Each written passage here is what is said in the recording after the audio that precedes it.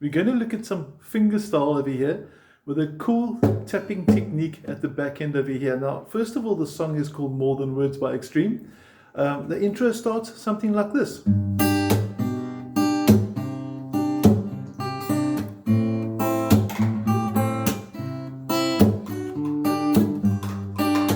Now, what's interesting over here is the little tap technique at the back, okay?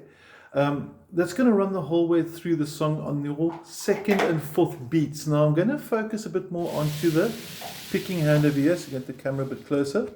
And check what we're going to do. We're going to, for this song, use the thumb and these two strings. The thumb is going to look after the bass note. And then these two, the two thin strings, the higher pitch. So one more time. And then after that, you've got the little tap. Now the tap is quite important because it gives us that percussive sort of drum effect on your second beat and your fourth beat. 1 and 2 and 3 and 4 and 1 and 2. And what's actually happening over here, if I look at this angle here, you can see it better. As my fingers come down, these two fingers are actually clicking on that pick guard. If your guitar hasn't got a pick guard, not necessary. It's a nice idea to maybe consider getting one because you are going to scratch the varnish if you do it for too long. So the purpose of the pick guard is to protect your guitar. They're really quite inexpensive. So what's the technique again over here? I'm going to start from the beginning.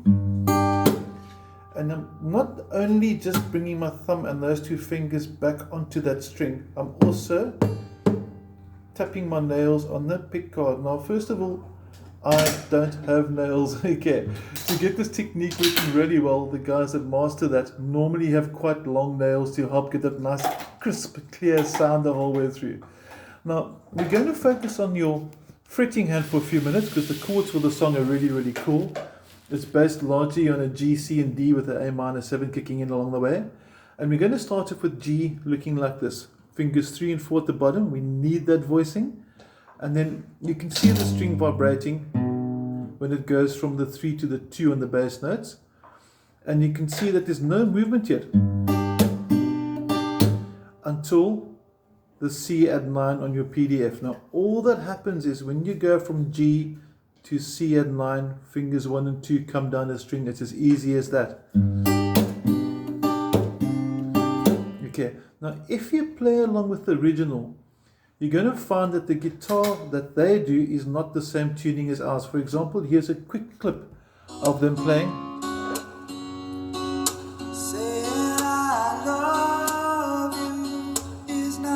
You can hear they're a semitone deeper.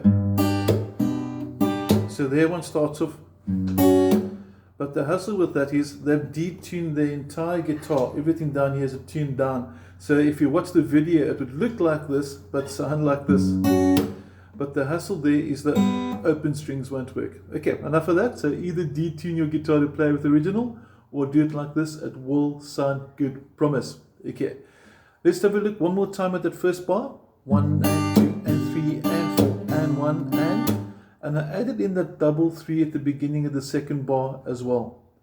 Now let's try it together. I'm going to quickly focus again on your picking hand just to make sure your techniques are nice and smooth. I'm going to try and get a more sort of linear shot down the neck so you can see the fingers better there.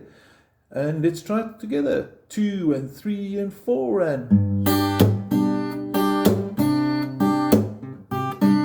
Okay, we got that so far. So I'm assuming that your picking hand is working well. I'm also going to assume that your fretting hand is working well as well. Okay, now we're going to pick up at the second bar.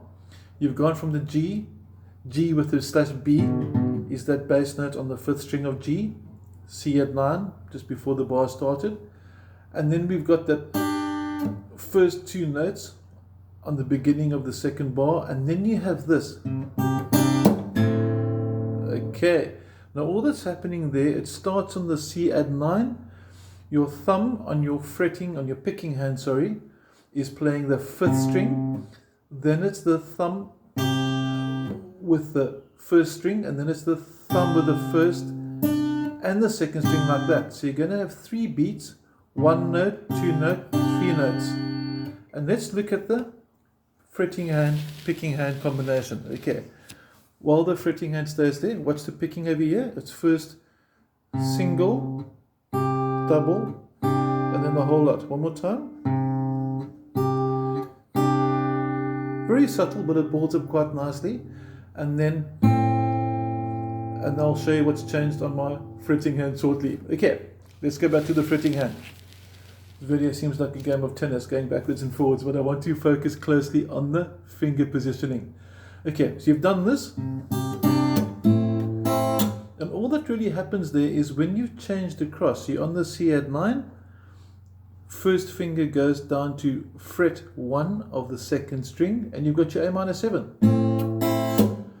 Don't forget to tap on your second and fourth beat. And now we're into the middle of the third bar, which is going to sound like this. Okay, and then the ring finger comes over to get the C. So one more time, we're going to have. Now notice how nicely that ring finger goes across from the 3 on the first string. And now you can see the movement to get the C chord there. So if you watch carefully, this hand doesn't look like it's moving that much. In fact, the trick is to keep your hand minimal and focus on the rhythm. And if my hand moves too much, I end up focusing too much energy on the wrong way. Okay, so we're going to take it again from the top. We're going to have this 2 and 3 and 4 and.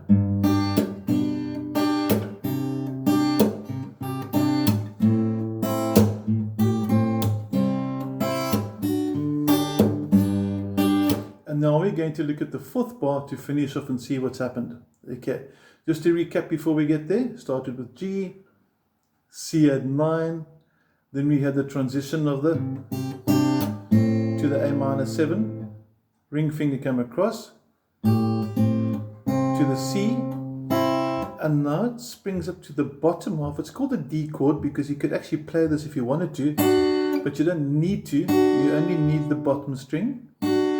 There you can see the fourth string kicking for the 0, and then what's my ring finger?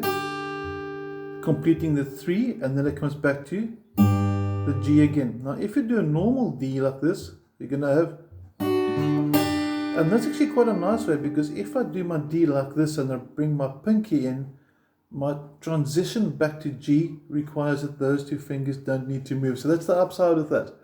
Okay, that's more than words sort of settled down. I'm not going to go further into the song, because once you've got this under wraps, once you can get your left and right hand working together nice and smooth, you should be able to finish off the song quite well by yourself. So let's try it together one more time and see if we can play it together. 2 and 3 and 4 and...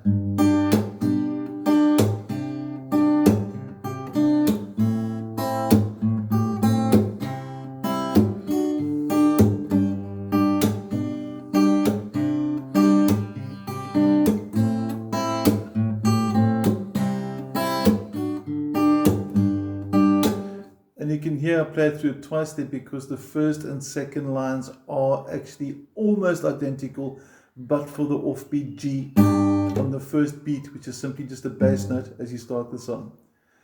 If there's any questions, please let me know. Make sure you're nice strong taps on your second and fourth beat, and have an awesome day. Thank you very much.